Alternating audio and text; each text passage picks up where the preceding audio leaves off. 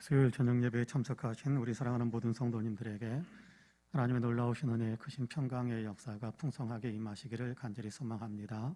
이제 우리 함께 마음을 모으고 수요일 저녁 예배로 하나님께 영광을 올려드리겠습니다. 조용한 기도 드리겠습니다.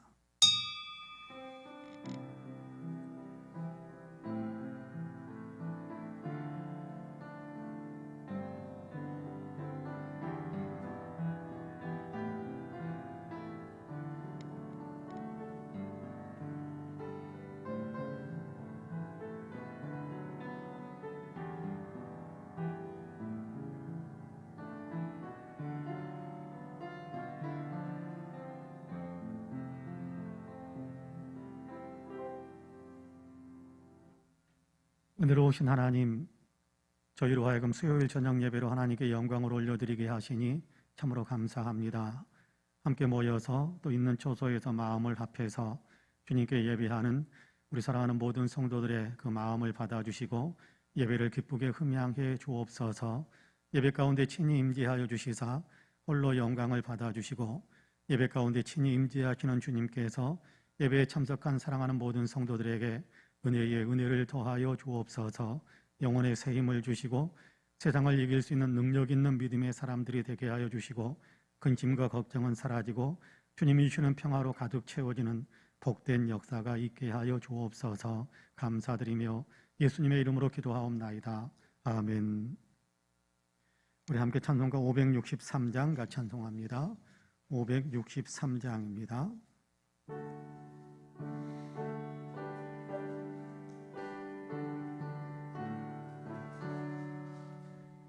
예수 사랑하심을 성경에서 배웠네.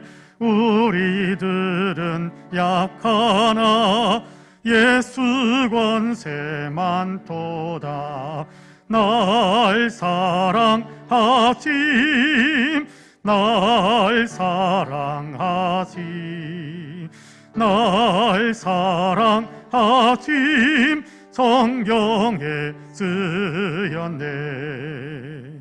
나를 사랑하시고 나의 죄를 다 씻어 하늘 문을 여시고 들어가게 하시네. 날 사랑하심, 날 사랑하심, 날 사랑하심 성경에 쓰였네. 내가 연약할수록 더욱 귀히 여기사 높은 보좌 위에서 낮은 나를 보시네. 날 사랑하심, 날 사랑하심, 날 사랑하심 성경에 쓰였네. 세상 사는 동안에 나와 함께 하시고 세상 떠나가는 날 천국 가게 하소서. 날 사랑하심, 날 사랑하심,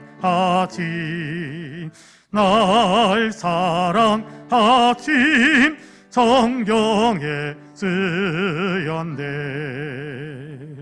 아멘. 함께 기도하시겠습니다. 사랑과 은혜가 풍성하신 하나님, 수요일 저녁 예배로 하나님께 영광을 올려드리게 하시니 참으로 감사합니다.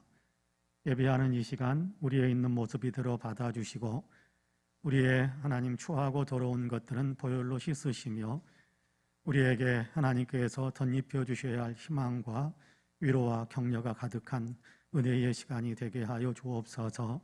주님, 예배를 통해서 영광 받으시기 원하시는 것을 저희들은 분명히 믿습니다.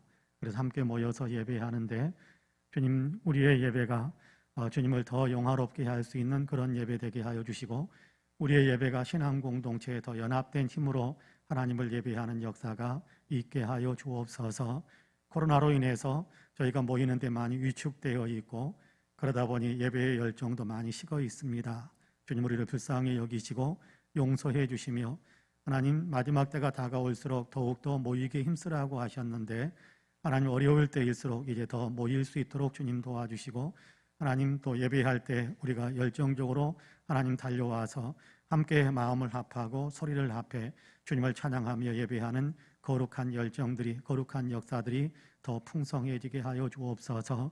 우리 교회 하나님 송파은혜 교회, 하나님께서 이곳에 세우셔서 지역사회를 섬기게 하신 것을 감사합니다. 하나님의 은혜가 우리 가운데 넘치게 임하게 하여 주시사, 우리에게 임한 하나님의 은혜를 더 많은 사람들에게 나누어 주므로 영적으로 하나님 많은 사람들을 섬길 수 있게 하여 주시고, 하나님 여러 가지 세상의 방법들을 또 통해서 많은 사람들을 섬기는 귀한 교회로 우뚝 설 수 있도록 도와주옵소서. 이 교회가 참으로 그리스도 예수의 모습을 보여주는 그리스도 예수의 몸된 교회가 되게 하여 주시사, 하나님 세상에 속해서 아직도 주님을 알지 못하는 많은 사람들에게 은혜의 감동을 줄 수 있게 하여 주시고, 그들의 영혼을 살려낼 수 있는 구원의 역사를 이룰 수 있는 복된 역사가 있게 하여 주옵소서. 우리 아버지 송파은혜 교회 더욱더 아버지 열정적인 영성의 교회가 되기를 원합니다. 온 성도가 깨어서 기도하는 데 힘을 낼 수 있도록 도와주시고, 기도할 때마다 하나님의 은혜를 체험하며 은혜의 간증들이 더 많아져가는 귀한 역사가 있게 하여 주옵소서. 하나님, 우리 사랑하는 성도 한 분 한 분이 한 사람도 주님을 만나지 못하는 사람이 없게 하여 주시고, 하나님 정말 기도할 때마다, 예배할 때마다, 말씀을 묵상할 때마다 주님이 만나준 은혜를 더 풍성하게 누리는 귀한 역사가 있게 하여 주옵소서. 그래서 주님을 만나는 감격으로 하나님 신앙의 힘을 더 얻게 하여 주시고, 주님을 만나는 그 은혜의 기쁨으로 더 많은 사람들에게 예수 그리스도를 증언할 수 있는 복된 역사들도 있도록 축복해 주옵소서. 이 교회에 속해 있는 모든 기관들 위해 하나님의 은혜의 복을 더하시길 원합니다. 하나님, 유치부, 어린이부, 청소년부, 청년부, 장년부 모든 연령층에 주님께서 은혜를 베푸셔서 각 기관마다 더욱 활성화되게 하여 주시고, 기관을 통해서 그리스도 예수의 제자가 더 왕성하게 배출될 수 있도록 도우시사, 하나님 세상 속에 나아가 그리스도 예수의 향기를 강하게 끼치면서 세상을 변화시키는 위대한 역량들이 다 될 수 있도록 우리 사랑하는 성도들에게 복의 복을 더하여 주옵소서. 주님의 전으로 달려나오기를 원하는 마음이 있지만 건강이 여의치 못해서 하나님 예배의 자리에 참석하지 못하는 분들도 없지 않아 있습니다. 주님 자비를 베풀어 주시어서 하나님 그들의 아픔을 어루만져 주시고 건강한 몸으로 온전히 회복될 수 있도록 축복해 주옵소서. 하나님 여러 가지 생활의 아픔을 겪고 있는 분들도 많이 있는 것을 압니다. 경제적으로 아버지는 궁핍해지기도 하고, 또 이런저런 아버지의 생활에 해야 될 일들에 막히는 일들도 있고, 감당해야 될 일들에 아버지 협력자가 또 부족해서 감당하기 어려운 그런 상황에 놓여 있는 분들도 있습니다. 주님 도우셔서 어떠한 형편에 있든지 간에 하나님의 도우심의 손길이 그들이 위해 임하심으로 모든 환경과 모든 여건과 모든 아버지나 조건들을 다 뛰어넘어 하나님 더욱더 형통하게 하시고 좋은 곳으로 가득 찬 귀한 역사들이 일어나므로 주님 더 기쁨으로 주님을 섬길 수 있는 힘이 넘쳐날 수 있도록 축복해 주옵소서. 하나님 꿈을 향하여 달려가는 사랑하는 성도들에게 은혜의 은혜를 더해 주시어서 돕는 손길들도 붙여주시고, 아버지 하나님 막히지 않도록 모든 일들이 형통하게 문을 열어주시어서 소원의 항구에 도달하고 하나님께 영광 돌릴 수 있는 그런 찬양의 역사가 더 가득하게 하여 주옵소서. 오늘도 함께 모여서 예배하는 사랑하는 성도 한 사람 한 사람에게 성령께서 충만하게 임하여 주시사, 하나님 우리의 말씀을 나눌 때 우리 안에 아버지 성령의 감동이 있게 하여 주시고, 기도를 드릴 때 성령께서 역사하시는 능력들을 체험할 수 있게 하여 주시고, 또 찬양의 화합을 불렸던 우리의 마음이 더욱더 뜨거워지는 귀한 역사들도 있도록 도와주옵소서. 부족한 종 세우셔서 하나님의 말씀을 대언케 하시니 감사합니다. 주님 이 시간 성령께서 친히 주장하시는 하나님의 말씀의 역사가 살아 움직이는 귀한 역사가 있게 하여 주옵소서. 감사드리며 예수님의 이름으로 기도하옵나이다. 아멘.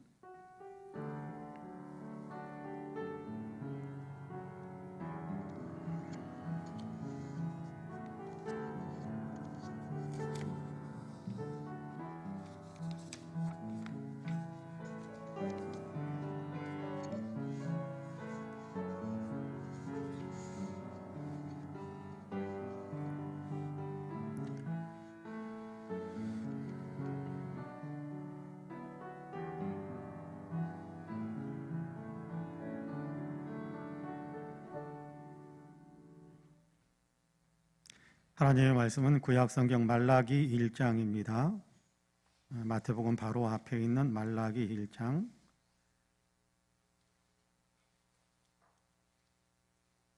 구약성경 페이지로는 1327쪽입니다. 구약성경 마지막 책인 말라기 1장 1절에서 5절까지의 말씀을 같이 봉독하겠습니다. 말라기 1장 1절에서 5절까지의 말씀입니다.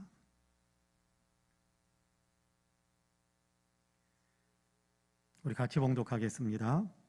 여호와께서 말라기를 통하여 이스라엘에게 말씀하신 경고라. 여호와께서 이르시되 내가 너희를 사랑하였노라 하나 너희는 이르기를 주께서 어떻게 우리를 사랑하셨나이까 하는도다. 나 여호와가 말하노라. 에서는 야곱의 형이 아니냐. 그러나 내가 야곱을 사랑하였고 에서는 미워하였으며 그의 산들을 황폐하게 하였고 그의 산업을 광야의 이리들에게 넘겼느니라. 에돔은 말하기를 우리가 무너뜨림을 당하였으나 황폐된 곳을 다시 쌓으리라 하거니와 나 만군의 여호와는 이르노라. 그들은 쌓을지라도 나는 헐리라. 사람들이 그들을 일컬어 악한 지역이라 할 것이요 여호와의 영원한 진노를 받은 백성이라 할 것이며 너희는 눈으로 보고 이르기를 여호와께서는 이스라엘 지역 밖에서도 크시다 하리라. 아멘. 말씀에 큰 은혜가 있기를 원합니다. 오늘부터 수요일 저녁에 말라기서를 같이 이렇게 읽어가려고 합니다. 말라기는 1장에서 4장까지 4장으로 구성되어져 있는데 말라기에서 유명한 구절은 11조에 대한 규정과 또 3장에서 11조에 대한 얘기를 하지요. 온전한 11조를 하나님께 드려라 라고 말씀하시는 그런 내용이 있고 4장에 보면 우리가 또 좋아하는 말씀이 있죠. 여호와를 경외하는 자에게는 의로운 해가 떠올라서 치유하는 광선을 비춰줄 것이다 라고 말씀하시는 그런 말씀이 있습니다. 그 두 부분 외에는 말라기가 어떤 성경이고 또 말라기의 내용이 어떤 것이 있는지 우리가 별로 관심도 좀 안 가졌고 또 읽어도 그냥 통독할 때 읽어도 슬렁슬렁 넘어가니까 무슨 의미인지 잘 이해도 못하는 부분들도 많이 있었을 텐데 그래서 구약성경의 마지막 책인 말라기를 그래도 조금 한번 읽고 정리를 한다면 또 다른 부분에 대해서도 이해할 수 있는 폭이 좀 넓어지지 않을까 그런 생각을 많이 이렇게 해봅니다. 말라기는 어느 시대에 활동했던 선지자라고 하느냐 하면 느헤미야가 예루살렘의 총독으로 있다가 느헤미야가 예루살렘의 총독으로 있다가 다시 돌아가는 바사 제국으로 돌아가는 그런 어떤 일이 있었습니다. 바사 제국으로 또 총독으로 있다가 총독의 기한이 끝났으니까 돌아와라라고 왕이 부르니까 총독의 일을 멈추고 돌아간 거지요. 바사 제국으로 돌아가고 나중에 이제 한 번 더 느헤미야가 예루살렘의 총독으로 한 번 더 오게 됩니다만은 2차로 이렇게 총독의 임명을 받아서 오게 됩니다만은 그 중간에 느헤미야가 1차로 왔다가 떠난 다음 그리고 2차로 오기 전 그 중간에 예루살렘을 중심으로 해서 예언 활동을 했었던 그런 어떤 예언자다 그렇게 많은 학자들이 이야기를 합니다. 그래서 주전 약 400년대에 활동했던 그런 예언자다라고 그렇게 알려져 있거든요. 여러분께 이스라엘 백성들이 북왕국이 망하고 남왕국이 망하고 그래서 바벨론으로 포로로 다 끌려갔다가 그 포로 생활을 하면서 70년 정도 포로 생활을 남왕국 유다 백성들은 바벨론에서 포로 생활을 70년 정도 하다가 다시금 이렇게 돌아오는 때가 있습니다. 그때 돌아왔을 때 중심적으로 역할을 했던 정치적인 지도자는 스룹바벨이라고 말할 수 있을 거고요. 그리고 스룹바벨에 대한 이야기는 여러분께 스가랴 선지서를 보면 스룹바벨, 여호수아, 이런 제사장 여호수아 이런 사람들 이름이 거명이 되기도 하는데 스룹바벨이 정치적인 지도자로서 역할을 합니다. 스룹바벨에 대한 성경의 자세한 기록은 없지만 역사적으로 보면 스룹바벨이라는 사람이 포로에서 돌아와 가지고 이스라엘 땅의 유대인 지도자로서 역할을 많이 감당을 해요. 자, 그래서 이 사람이 중심이 되어서 성전을 재건을 합니다. 예루살렘 성전을 재건해요. 그래서 처음에 우리가 성전을 지었을 때는 솔로몬의 성전, 솔로몬 왕이 중심이 되어져서 성전을 건축했기 때문에 솔로몬 성전 그렇게 이야기하고, 바벨론에 의해서 성전이 완전히 초토화되어 버렸죠. 예루살렘이 다 망하면서 이렇게 예루살렘 내 성전이 다 무너졌단 말이에요. 그래서 포로로 끌려갔던 사람들이 돌아와 가지고 그리고 성전을 재건하는데, 이 재건된 성전을 가리켜서 나중에 뭐라고 이야기하느냐면 스룹바벨 성전 그렇게 이야기합니다. 그러니까 스룹바벨이 정치적인 지도력을 발휘하면서 그러면서 이렇게 성전을 재건했다. 그래서 스룹바벨 성전 그렇게 이야기합니다. 자, 스룹바벨 그리고 에스라 또 느헤미야 이런 사람들이 포로로에서 돌아온 이스라엘을 재건하기 위해서 많이 애를 쓰지요. 많이 노력을 하지요. 그런 내용들이 에스라, 느헤미야 뭐 이런 게 구체적인 역사서에 나타나 있고, 또 이때 당시에 활동했었던 또 선지자들 뭐 이렇게 학계 뭐 이렇게 스가랴 뭐 이런 사람들에 대한 예언의 내용에도 이런 내용들이 나옵니다. 자, 그들보다는 조금 더 뒤에, 그러니까 주전이죠. 주전 440년에서 420년 그 사이에 아마 말라기가 활동을 했을 것이다. 그렇게 이렇게 많은 학자들은 이야기를 합니다. 자, 이때의 이스라엘의 상황이 어땠을까라는 것도 우리가 좀 생각해 봐야 될 것 같아요. 자, 이스라엘 백성들이 바벨론에 멸망하기 전에는요, 굉장히 하나님을 가슴 아프게 만들었어요. 하나님께 돌아오라고 외쳐도 돌아오지 않고, 하나님께서 이렇게 해라라고 해도 말도 듣지 않고, 영적으로나 도덕적으로나 굉장히 무너져 있는 그런 상태에서 하나님께서 내가 이 백성을 책망해야 되겠다, 심판해야 되겠다. 그래서 바벨론 사람들을 동원해 가지고 이스라엘을 침공하게 만들고, 그래서 이스라엘로 하여금 나라를 잃게 만드는 거예요. 쫓겨나게 만드는. 이거는 신명기에서 약속하신 거거든요. 너희가 이렇게 하나님의 말씀에 거역하고 하나님의 말씀에 순종하지 않으면 이 땅이 너희를 토해내 버릴 것이다. 신명기에 그렇게 이야기해요. 이 땅이 너희를 토해내 버릴 것이다. 자, 너희보다 먼저 이 땅에 살던 사람들, 그렇죠? 이스라엘 백성들이 가나안 땅에 들어가기 전에 하나님께서 뭐라고 이야기하느냐 하면, 가나안 땅에 있는 사람들을 다 하나님께서 쫓아내실 텐데, 자, 그 쫓아내는 그 일들이 나중에 신명기에 보면 그렇게 이야기해요. 그 사람들이 너희보다 죄가 더 많아가지고 그들을 쫓아낸 것이다. 뭐 그렇게 생각하지 말아라라고 이야기합니다. 그러면서 이스라엘 백성들에 대한 사랑을 하나님께서 굉장히 강조하시면서 그들이 이렇게 이 땅에서 이렇게 쫓겨난 결정적인 것은 그들의 죄가 간영해 이 땅이 그들을 토해내 버린 것이다라고 이야기하고, 너희도 똑같이 하나님께서 기뻐하지 않는 삶, 하나님이 미워하시는 삶을 살면 이 땅이 너희를 토해내게 하겠다. 그렇게 말씀하셨는데 정말 땅에서 쫓겨난 거예요. 가나안 땅에 쫓겨나서 바벨론까지 갔다가 바벨론에서 많은 회개의 역사가 있습니다. 여러분, 느헤미야서에 보면 느헤미야 선지자가 간절하게 나라를 위해서, 이스라엘을 위해서 회개하는 기도가 1장에 나오거든요. 우리가 범죄하였습니다. 우리 조상들이 범죄했습니다라고 이야기하지 않고 우리가 범죄했습니다라고 이야기하면서 회개하고, 또 이때에 바벨론에서 포로 생활을 하면서 유대교라는 어떤 종교적인 틀이 만들어집니다. 율법에 대한 연구, 그리고 또 율법에 대한 깊이 있는 해석, 그리고 거기에서 규정들 뭐 이런 것들이 만들어지면서 율법에 관계된 구체적인 가르침의 어떤 규정들 이런 것들이 체계화되면서 유대교라는 종교의 어떤 체계의 틀이 만들어지거든요. 그러니까 우리가 여기까지 포로로 끌려왔던 결정적인 이유는 하나님께 범죄했기 때문이다라는 사실을 그들이 느끼면서 회개하고 하나님의 말씀에 대한 깊이 있는 연구와, 그럼 하나님의 말씀을 우리가 어떻게 우리의 삶에 적용할 것인가라는 구체적인 지침들 이런 것들을 많이 만들면서 바벨론 포로기에서 영적인 회복의 역사가 일어나요. 그때의 한 70년 정도가 차고 하나님께서 약속하신 대로 에레미야 선지자에게 70년 동안 이 백성들이 이제 바벨론에 끌려가 가지고 포로 생활을 할 것이다라고 약속하셨는데, 선포하셨는데, 그 70년이 차니까 하나님께서 역사를 또 움직이세요.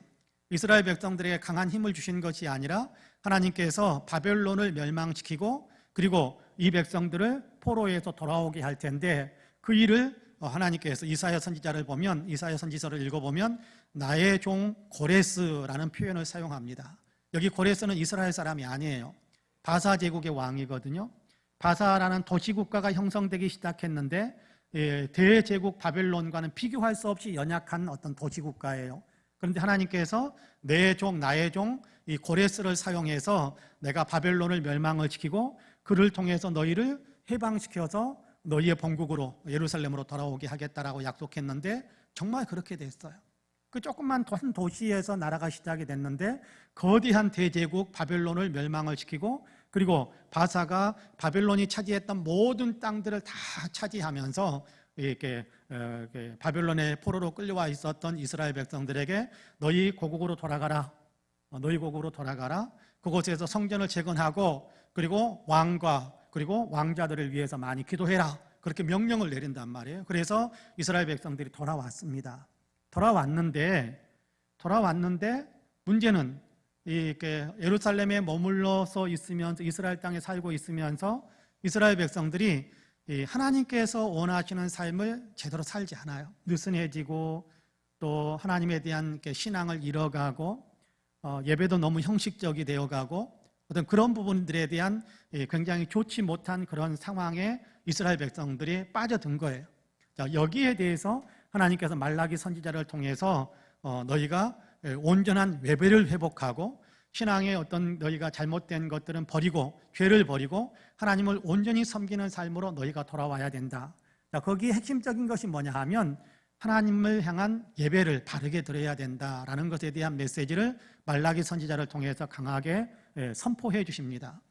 여러분, 이 말씀은요, 가만히 생각해 보면 어느 우리에게 말씀하시는 그런 내용이 아닐까 그런 생각을 해봅니다.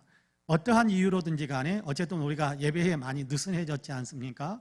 예배당에 나왔기 때문에 예배가 아주 이렇게 집중 있게 또 온전한 예배를 드리고, 또 예배당이 아닌 영상으로 드리니까 느슨해지고 온전한 예배를 드리지 못하고, 그런 것은 아닙니다. 여러분, 예배당에서 드리든지 이렇게 영상을 통해서 드리든지 우리가 정말 예배에 집중력을 갖고 정말 그 예배를 예배답게 드리려고 하는 마음들이 여러분 어쩌면 우리가 많이 무너져 있는 것은 아닐까 그런 생각을 해봅니다.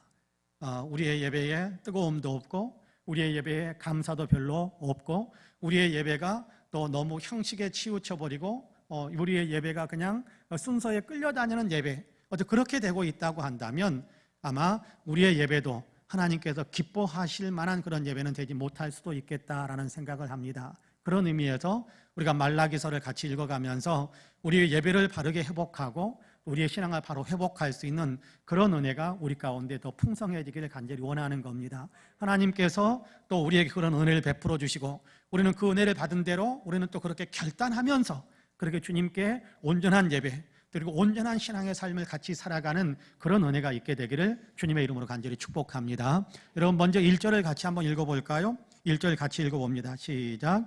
여호와께서 말라기를 통하여 이스라엘에게 말씀하신 경고라, 그렇게 말씀합니다. 말라기라는 말은 나의 사자, 그런 얘기거든요. 나의 사자, 히브리어로 말라기라는 말은 나의 사자라는 건데, 하나님께서 하나님의 사자를 통해서 선포하신 하나님의 말씀인데, 이 말씀을 가리켜서 여러분 놀랍게도 1절 마지막에는 뭐라고 이야기하느냐 하면 경고라, 그렇게 이야기합니다. 여러분, 경고라는 것이 무슨 의미가 있습니까? 여러분 경고하건대 그러잖아요. 너 경고한다. 아이들이 말 안 들으면 어떻게 합니까? 아이들이 말 안 들으면 아이들에게 이렇게 해라. 그런데 또 안 해요. 너 이렇게 하라니까 또 안 해요. 그러면 경고한다. 그러니 1차 경고다. 뭐 그렇게 이야기하든지 아니면 경고한대, 그렇게 이야기합니다. 여러분, 경고한다라는 것은 다른 것이 아니죠. 체벌이 가해진다, 그런 얘기 아니겠습니까? 체벌을 가하겠다. 그러니까 정신 차리고 빨리 제대로 살아야 된다라는 그런 의미를 이야기할 때 우리는 경고다, 그렇게 이야기합니다. 여러분, 경고할 때 어떤 마음입니까? 내가 너를 기었고 내가 벌을 주고 말 거야, 그런 마음으로 경고하시는 분은 없습니다. 내가 너를 벌 주고야 말 거야 라는 어떤 마음이 있으면 경고 없이 바로 때려버리죠. 한 대 때려버리죠. 그런데 경고다라고 이야기하는 것은 심판하고 싶지 않은 거예요. 네가 벌받기를 원치 않는 거예요. 그러니까 빨리 네 자리를 떠나서, 네가 잘못된 자리에 서 있는데 그 잘못된 자리에서 떠나서 제대로 된 자리로 돌아오라 라는 어떤 간절한 부름이 더 이렇게 많이 내포된 것이 경고한다라는 어떤 말의 의미지 않습니까? 하나님께서 이스라엘 백성들에게 하시는 것이 바로 그 말씀이에요. 너희를 향한 내가 더 너희를 향해서 경고한다라고 하는데, 잘못된 길에 서 있으니까 잘못을 깨닫고 돌아와야 된다, 돌아오라라고 외치시는 하나님의 그 간절한 호소, 그렇게 우리가 이해하면 될 것 같아요. 이스라엘 백성들을 향해 하나님께서 간절하게 호소한다.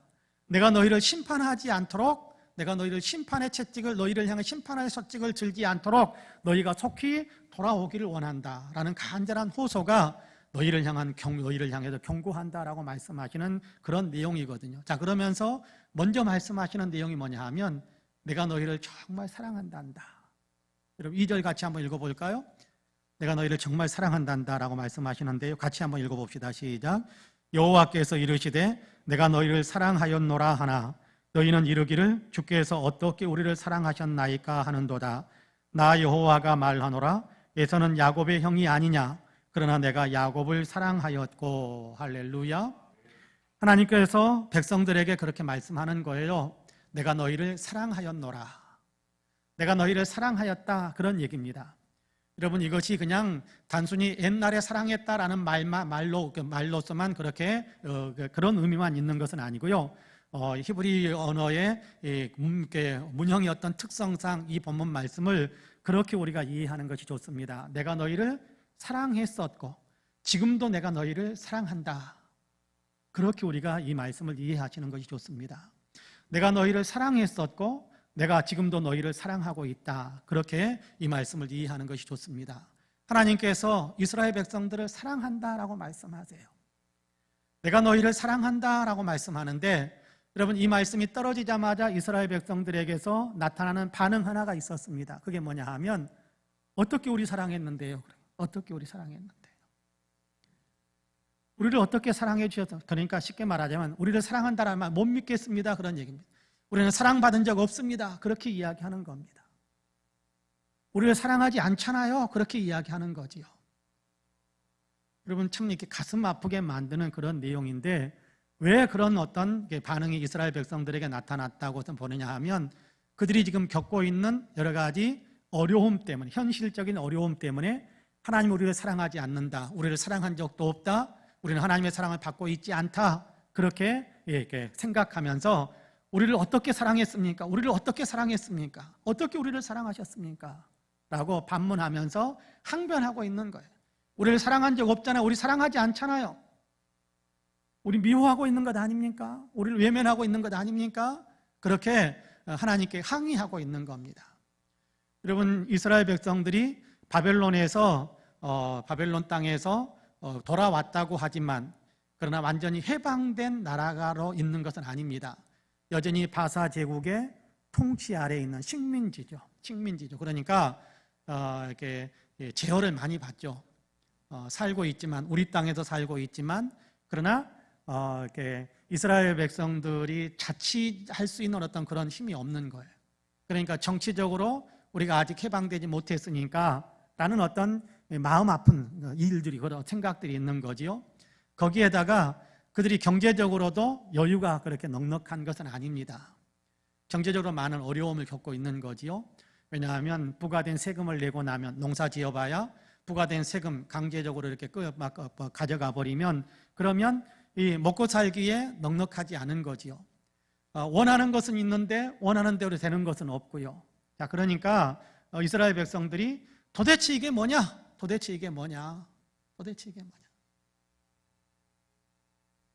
되는 것도 없고 원하는 거 이루어지는 것도 없고, 하나님이 살아계시는 한 것이냐? 하나님 우리를 사랑하시긴 사랑하시는 것이냐? 그렇게 어떤 생각을 가지고 하나님께서 내가 너희를 사랑한다라고 말씀하셔도 받아들이지 않는 거, 인정하지를 않는 거예요. 여러분께 사사기를 읽다 보면 기드온이라는 사사가 나옵니다. 하나님께서 이렇게 사자를 보내셔서, 하나님이 직접 말씀하시는 거죠. 사자를 입술을 통해서 말씀하시는 건데, 큰 용사여, 이렇게 이 백성을 위해서 너를 내가 구원자로 사용할 것이다, 그렇게 이야기합니다. 하나님이 보내셔서 내가 왔고 하나님을 이렇게 너를 통해서 이 백성을 구원하기를 원하신다라고 이야기하니까 기드온이 항변하는 거예요. 뭐라고 이야기하느냐 하면 하나님이 정말 우리를 사랑하시고 역사를 주관하시고 예전에 우리를 구원하신 적이 있다고 한다면 지금 이게 뭡니까? 출애굽의 어떤 놀라운 은혜를 우리에게 베풀어 주셨다고, 구원의 역사를 베풀어 주셨다고 하는데 그 구원의 은혜를 베푸신 분이 정말 지금도 우리에게 관심이 있다면 우리가 지금 이 꼴이 뭡니까? 미디안에 의해서 통치를 받고 있고 미디안에 의해서 괴롭힘을 받고 있는데 이게 뭡니까? 라면 상변하는 그런 장면이 나옵니다. 여러분, 말라기 때의 이스라엘 백성들이나 또 기드온이나 또 어쩌면 우리도 비슷한 마음을 가질 수 있다고 저는 생각을 해요. 하나님이 당신을 사랑하십니다 라고 이야기하고 하나님이 우리를 사랑하십니다 라고 이야기를 하는데도 우리도 때로는요, 아이고 하나님 나 사랑하시는 거 맞는지 모르겠어 의심할 때가 있습니다. 여러분 그런 생각 들 때가 있지 않았습니까? 아이고 하나님이 정말 살아계신다면 내가 이렇게 나의 형편을 이대로 그냥 놔두지 않으셨을 텐데, 진짜 나를 사랑하신다면 이렇게 내가 원하는 대로 다 이루어주고 막 그러셨을 텐데, 아이들이 이렇게 투정하고 또 푸념하는 것처럼 우리도 하나님을 향해서 그런 마음을 품게 될 때가 종종 있었을 수 있을 거예요.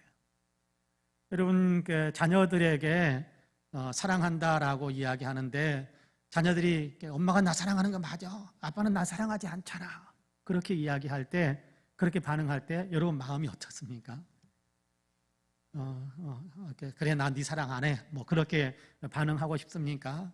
아마 그렇지 않을 겁니다. 나는 최선을 다해서 너를 사랑하고 있는데 너는 네 마음대로 안 해준다고, 너 하고 싶은 대로 다 하라고 그렇게 내버려두지 않는다고 통제하고, 또 이렇게 때로는 올가묻고 때로는 야단도 치고 때로는 종아리도 때리고, 그러니까 자녀들이 생각에 나 사랑하는 거 아니잖아, 왜 나를 아프게 하고 나를 힘들게 하고 내 마음대로 못하게 하고, 왜 그러는데 나 사랑하는 거 아니잖아, 그렇게 이야기할 때 아마 우리 부모님들의 마음이 아마 굉장히 답답함을 느낄 수 있었을 거예요. 그때 그냥 마음을 확 열어가지고 그냥 보여줄 수 있다고 한다면 그 마음을 열어가지고 보여줘 버리고 싶은 그런 마음도 없잖아, 있을 수 있었을 텐데, 하나님께서도 굉장히 이스라엘 백성들의 어떤 그 반응에 대해서 가슴 아파하셨을 것 같아요. 우리가 생각하고 혹시 그런 마음이 있다고 한다면 우리를 향해서도 하나님은 굉장히 가슴 아파하실 거예요. 그러면서 하나님이 너희를 이렇게 사랑한다라고 말씀하시는 굉장히 중요한 포인트 하나를 가르쳐 주십니다. 여러분 우리 생각에는 하나님이 너를 사랑한다, 내가 너를 사랑한다라는 것을 보여주기 위해 대단한 일을 만들고 또 최근에 있었던 어떤 일들도 이야기하고 사건들을 가르쳐주면서 이렇게 내가 너를 이렇게 해줬는데 너 생각해봐라, 바벨론의 포로로 있을 때 너희 힘으로 해방되어서 왔느냐, 내가 너희를 바벨론을 회장시켜주지 않았느냐, 그런 얘기까지 동원해서 막 이야기하실 수도 있을 것 같은데 하나님께서는 그런 얘기를 안 하세요. 신기하게도 하나님께서 가장 기본적이고 가장 근본적인 얘기를 하시는 것 같아요. 내가 너희를 사랑한다. 어떻게? 너희를 선택했기 때문에 내가 선택했지 않느냐. 내가 너희를 사랑한다. 어떻게 사랑했는데요? 내가 너희를 선택했지 않느냐. 여러분 2절에서 5절까지의 말씀을 다시 한번 같이 읽어봅시다. 2절에서 5절까지 같이 읽어봅시다. 시작. 여호와께서 이르시되 내가 너희를 사랑하였노라 하나 너희는 이르기를 주께서 어떻게 우리를 사랑하셨나이까 하는도다. 나 여호와가 말하노라. 에서는 야곱의 형이 아니냐. 그러나 내가 야곱을 사랑하였고 에서는 미워하였으며 그의 산들을 황폐하게 하였고 그의 산업을 광야의 이리들에게 넘겼느니라. 에돔은 말하기를 우리가 무너뜨림을 당하였으나 황폐된 곳을 다시 쌓으리라 하거니와 나 만군의 여호와는 이르노라. 그들은 쌓을지라도 나는 헐리라.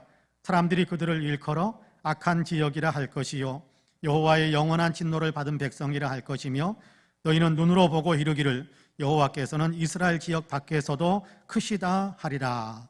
할렐루야. 여기 하나님께서 이스라엘 백성들을 사랑하셨다라는 얘기를 어떻게 표현하시느냐 하면 내가 너희를 선택했다 그렇게 이야기합니다. 여러분 이삭에게 쌍둥이 아들들이 있었지 않습니까?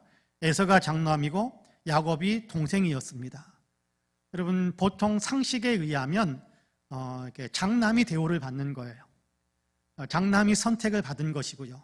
먼저 태어났기 때문에 선택받은 존재가 되는 거예요. 그래서 장자의 축복권을 다 이어받는 겁니다. 그런데 하나님께서 야곱을 사랑하시고 에서를 미워했다, 그렇게 이야기하는데, 여기서 야곱을 사랑했다라는 말은 야곱을 선택했다라는 얘기거든요.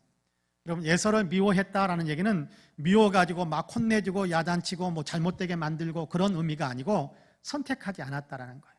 그러니까 사랑한다라는 말은 선택했다라는 얘기고, 미워한다라는 얘기는 그대로 방치한다라는 겁니다. 자, 하나님께서 어떻게 사랑하셨는가? 여러분, 지금 이스라엘 백성들은 누구의 후손입니까? 에서의 후손이 아니고 야곱의 후손입니다.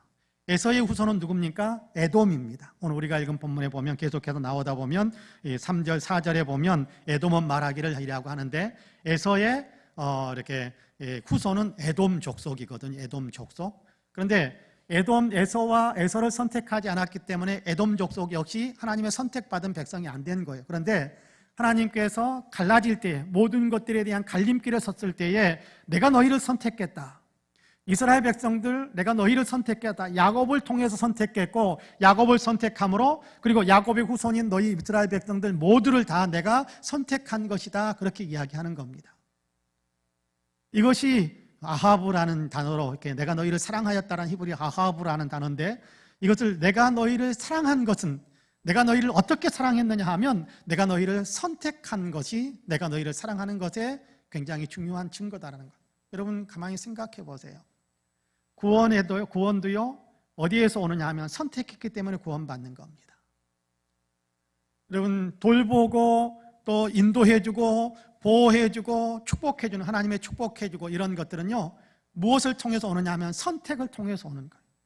하나님께서 선택하셨기 때문에 구원하는 것이고, 하나님께서 선택하셨기 때문에 보호해 주시는 것이고, 하나님께서 선택하셨기 때문에 간섭하시는 것이고, 하나님께서 선택하시기 때문에 축복하시는 거예요. 자, 그 가장 근본적인 출발점이 어디에서 오느냐 하면 선택이라는 거예요. 선택. 내가 너희를 선택했다. 그것이 너희를 향한 나의 사랑이다, 그렇게 이야기하는 겁니다. 에서는 선택하지 않았다. 그래서 에돔, 그의 후손들도 역시 선택받은 사람들이 되지 못한 거예요. 하나님의 특별한 구원사에 참여하지 못하는 사람들이고, 여러분, 더 나아가서 에돔 족속들은요, 나중에 이스라엘 백성을 굉장히 괴롭히는 일들을 많이 하게 됩니다. 출애굽할 때도 에돔 족속들이 이스라엘을 도와주지 않아요. 오히려 방해하지요. 그리고요, 가나안 땅에 들어가서 이스라엘 백성들이 살 때도요, 에돔 족속들이요, 다른 민족들과 다른 부족들과 합력해가지고 이스라엘을 막, 사촌지간 아니에요. 근데 이스라엘 백성들을 막 공격해 대는 일들이 많이 있었어요.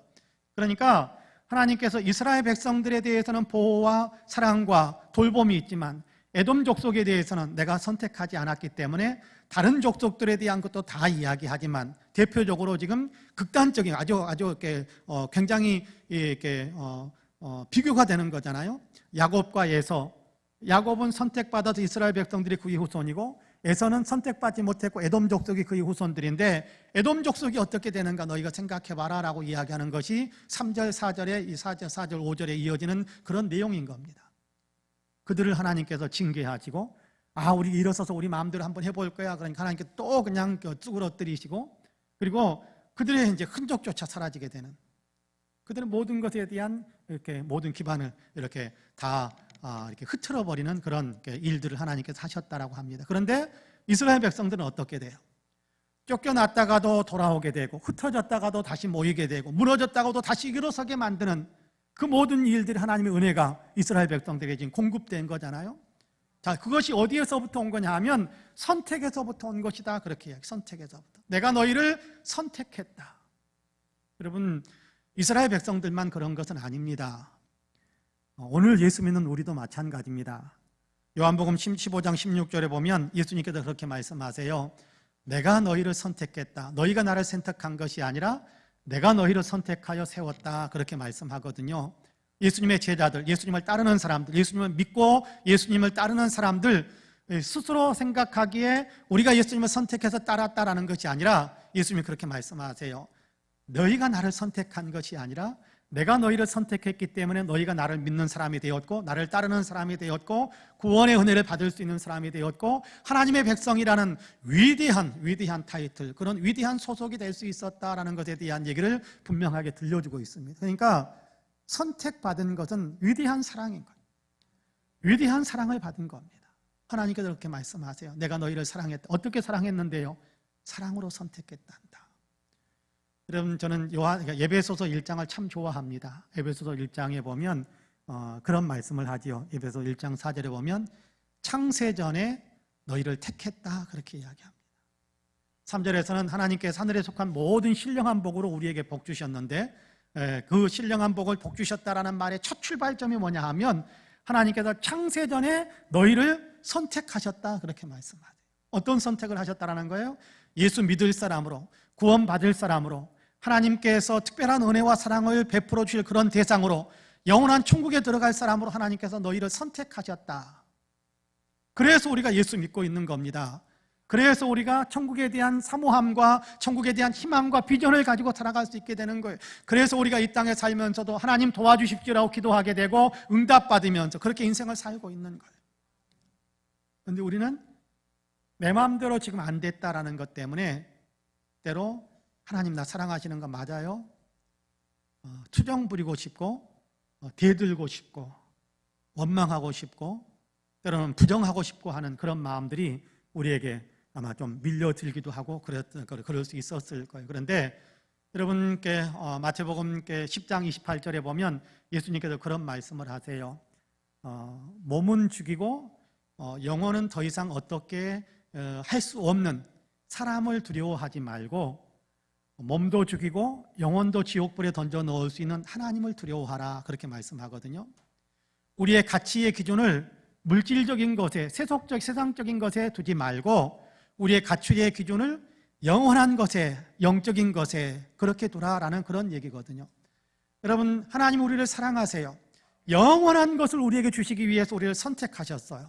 그러니까 얼마나 위대한 사랑을 우리가 받은 것인가라는 것을 우리는 깊이 있게 느낄 수 있어야 돼요.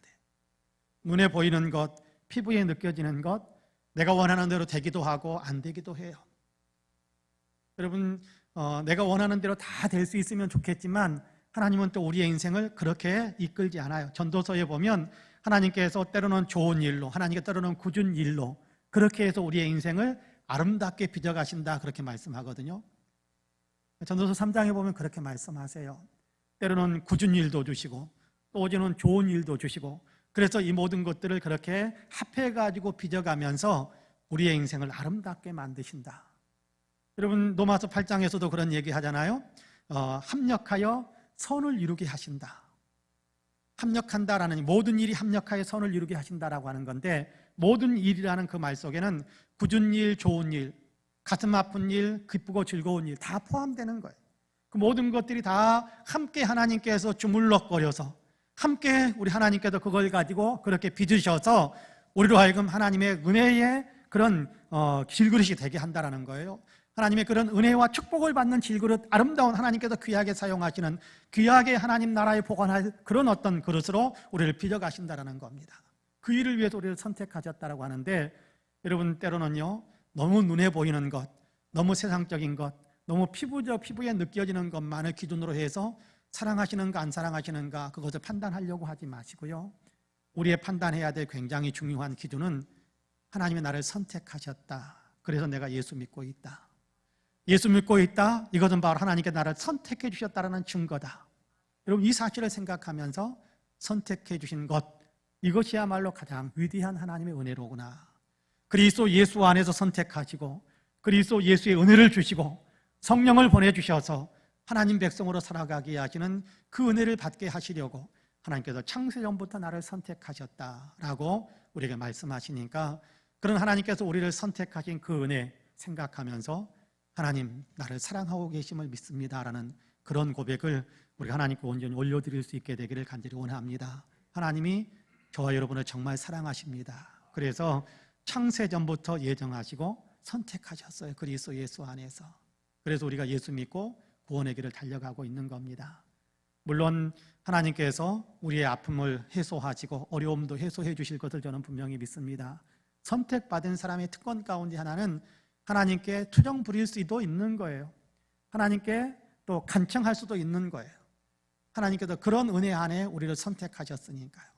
그러나 너무 피부에 느껴지는 것 가지고 하나님이 나를 사랑하시네 안 하시네 그렇게 우리가 판단하지 마시고 하나님께서 우리를 향한 놀라운 계획을 가지고 계셔서 그 계획 속에서 우리에게 하나님께서 구원의 은혜, 영원한 천국의 은혜를 주시기 위해 창세전부터 우리를 선택하셨다. 이 사실을 생각하며 하나님이 나를 사랑하심에 나는 감사할 뿐입니다라는 그런 고백이 우리에게 항상 있게 되기를 주님의 이름으로 간절히 축복합니다. 아멘. 기도하겠습니다. 은혜로우신 아버지 하나님 감사합니다. 오늘도 우리를 사랑하시어서 수요일 저녁 예배로 하나님을 영화롭게 하며 예배 영광 올려드릴 수 있게 하심을 감사합니다. 말라기서를 통해서 하나님이 어떻게 우리를 사랑하셨습니까? 라고 항변하는 이스라엘 사람들에게 하나님께서 내가 너희를 선택한 것이 너희를 향한 사랑의 가장 기본 출발점이다라는 것을 가르쳐 주시는 것을 우리로 하여금 읽고 또 우리에게 적용해 볼 수 있게 하심을 감사합니다. 때로 우리가 하나님께 원망하는 또 하나님 우리를 사랑하시지 않는 것처럼 생각하며 하나님께 투정 부리는 때도 있었지만 그러나 하나님께서 그럼에도 불구하고 창세전부터 우리를 향한 우리의 선택의 예정 안에서 끊임없이 우리를 품어주고 계신다는 사실을 다시 한번 생각할 수 있게 하시니 감사합니다. 좋은 일도 있었고 굳은 일도 있는데 좋은 일이 있을 때는 우리가 하나님께 감사하는 마음보다 내가 잘해서 얻은 것처럼 착각할 때도 있었고 굳은 일이 있을 때는 이때 정신 차리고 하나님께 더 가까이 가도록 이끌어주시고 불러주시는 하나님의 은혜의 그런 사이렌이다라는 사실을 우리가 생각하지 못해서 불평하고 푸념할 때도 있었습니다. 그러나 이제 하나님의 선택하신 은혜 안에 나를 넣어주셨다라는 포함시켜 주셨다라는 사실을 다시 한번 깊이 생각하면서 자격이 없지만 은혜 안에 포함시켜 주신 그 하나님의 선택하신 그 사랑을 우리가 깊이 있게 묵상하고 내게 적용하면서 더 감사하고 더 하나님을 향한 찬양의 소리를 크게 올려드릴 수 있는 참된 예배자의 삶을 살아가는 우리 모두가 되어질 수 있도록 축복에 축복을 더하여 주옵소서. 이제는 우리 구주 예수 그리스도의 은혜와 아버지 하나님의 놀라우신 사랑과 성령님의 감동 감화 충만케 역사하심이 수요일 저녁 예배로 하나님께 영광을 올려드리고 있는 우리 사랑하는 모든 성도님들과 가정과 가족들 행하시는 일들 또 아름다운 신앙 공동체 우리 성파은혜교회 위에 이제로부터 영원토록 함께 하시기를 간절히 축원하옵나이다. 아멘. 하나님께 감사하면서 사랑받는 그 은혜에 더 깊이 들어가고 깊이 깨닫고 또 느끼기 위해 사모하는 마음으로 이제 5분 이상 같이 기도하시고 자리에서 일어나시면 좋겠습니다.